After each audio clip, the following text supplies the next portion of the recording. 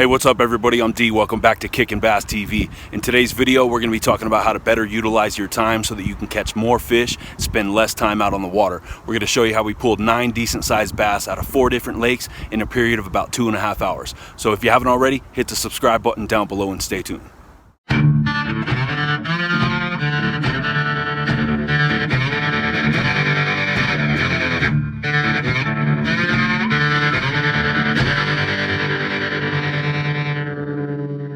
Alright guys, today we're going to be fishing 4 different bodies of water in a period of about 2.5 hours. And the point of the video, like we said, is to show you how to better utilize your time so that hopefully you can start to catch more fish and not have to spend all day out on the water to do so. Whether you've only got an hour of free time before work every day, maybe you've only got a couple of hours on the weekend before you have to do a bunch of other things, or maybe you've got all kinds of free time and you're just tired of spending so much of it out fishing and not seeing a lot of results. A lot of the time it comes down to a couple of key factors that'll help you better utilize your time on the water, and that's going to be knowing what baits to throw and knowing when and where to throw them to target bass. If you're fishing smaller body of water like this one here, relatively shallow, but you've got features like reeds and tules around the edges and rocky flats, those are great areas to target bass, especially in the morning. And my go-to lure for that situation, 9 times out of 10, is going to be a swim jig with a Kitech trailer. And while you can still catch fish with other baits in those same areas, the reason I prefer to start with a swim jig and a Kitech trailer in that kind of spot is because I'm going to get 2 different kind of bites out of one bait.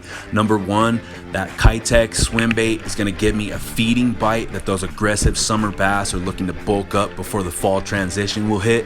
And number 2, I'm going to get a reaction bite out of that jig. And if you've done any jig fishing, it's that same thing. You're going to drop it in the vicinity of a bass that maybe isn't looking to feed, maybe just tuck back into those weeds. 9 times out of 10 they'll hit it too. So it's going to get 2 different bites out of one bait. That and the combination that it's a great way to have a weedless presence and has a nice stout hook for situations like this when they drag you through a bunch of heavy grass, it's going to increase your chance of not losing that fish. And when it comes to the line, a lot of people like to throw braid with a swim jig. If you do, I recommend throwing a minimum of 30-pound test. If you're throwing mono, I like to throw Suffix Advanced, and I wouldn't use anything less than 12-pound because you run a chance of not only losing your jig, but potentially losing a bigger fish as well.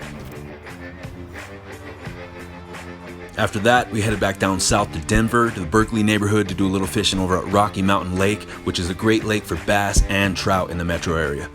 And while this is a lot larger body of water, it does share a lot of the same features as that first lake that we showed you, and that's the point of the whole video today. Like we said, if you're going to learn to utilize your time to the best of your advantage and start catching more fish in less time out on the lake, the key to that is knowing when and where to throw. So if you already found a successful bait and you have similar features at this lake as the one you've already been catching them at, you should start out by throwing the same technique in the same area and the same bait, because for the most part, all across the country, fish behavior pretty much the same regardless of where you're at. The only thing that's going to change depending on location is going to be the number of fish you catch and the size of them.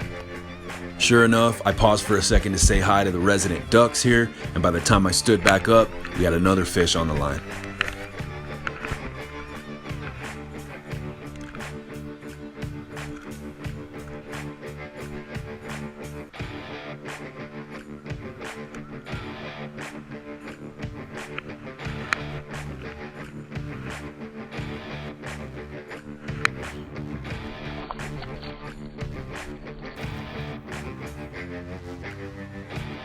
Same thing here. Now it's about 15 minutes later, sun's getting a little bit higher up. As you can see, the water clarity is pretty good, so that means the fish are not going to be sitting in that first 5 to 10 feet. Instead, we're fishing out in front of this weed patch here in a little bit of an open lane, or what we would consider a lane in front of that. And it's a good way, like we said, to entice them out of that cover, draw them out, and get them to bite without having to work something through such heavy grass. Sure enough, we're working the swim jig with a little Kitech on there, just dragging it right around the perimeter of this weed bed. And on the last couple of feet, as we're bringing it right about to surface here, we get hit, pull it in, that fish was about 10 feet away from us, guys. So just goes to show you that their locations do become predictable, as we said in some of our previous videos, and it's a good way for you to get out. Like we said, utilize that time to the best of your advantage, know when and where to look, what kind of bait you need to throw, and not spend so much time trying to target those fish, especially in the summertime.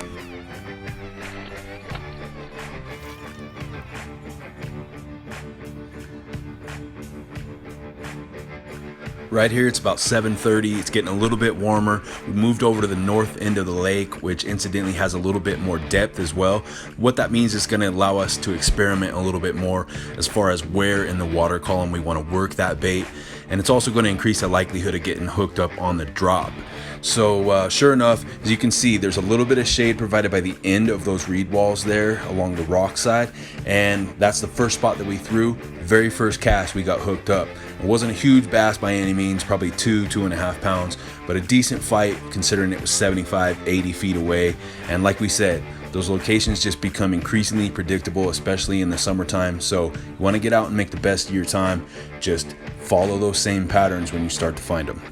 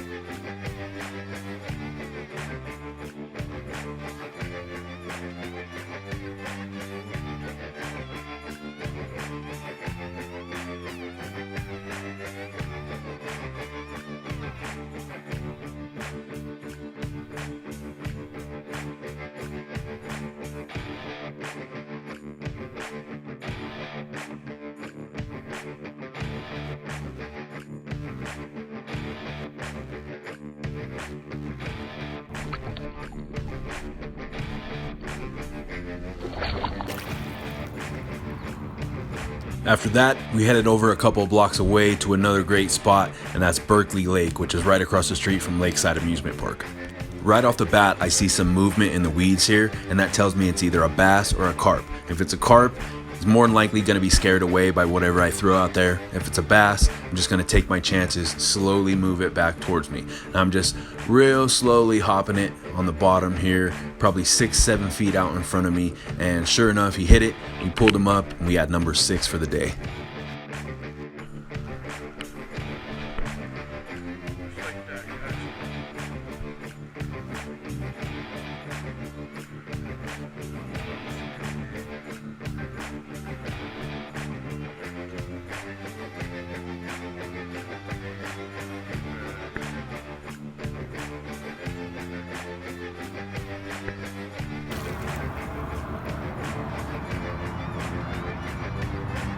After that, we decided to make one more stop on our way home, and that was over at West Lake in Wheat Ridge.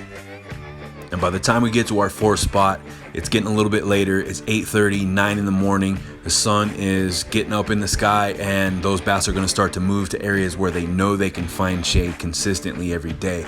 Now, this is the only spot on this lake where you can find shade like this, because there are 3 trees here that cast a shadow, and they're going to be there pretty consistently.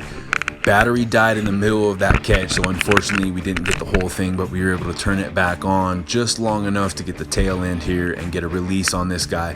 And then we ended up just plugging the camera in for another 20 minutes.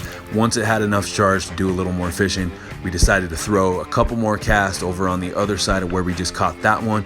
As you can see, like I said, there's some shade here, and that's going to be the only area on this lake that there is any shade. So when the sun's straight up like it is here, it's going to become a pretty predictable area to locate these bass.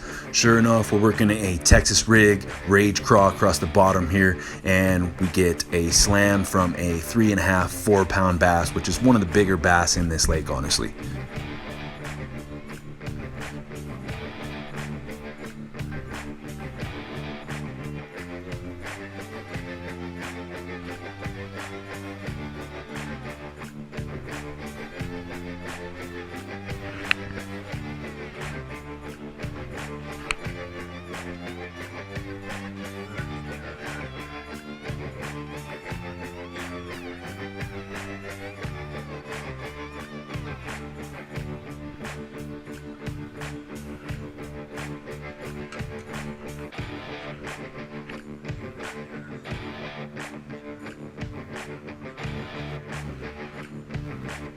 So it just goes to show, guys, if you're willing to put in the time and effort to learn the bodies of water that you're trying to pull fish out of, 9 times out of 10, you're going to become more successful as you start to develop patterns. When you develop those patterns are going to stay consistent year after year in those bodies of water for the most part.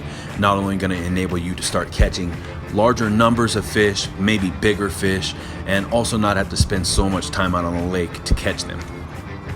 And that's going to do it for the video today, guys. Hopefully you found this one helpful and you enjoyed it. If you did, do me a favor and hit that subscribe button down below. That's the best way for you to show your support for the channel. And as always, if you want to stay up to date with the new content, just hit that bell notification button. And we'd love to hear from you guys, so don't hesitate to leave a comment down below, or you can find us on Facebook and Instagram at Kickin' Bass TV Official. Until next time, guys, I'm D with Kickin' Bass TV. Subscribe!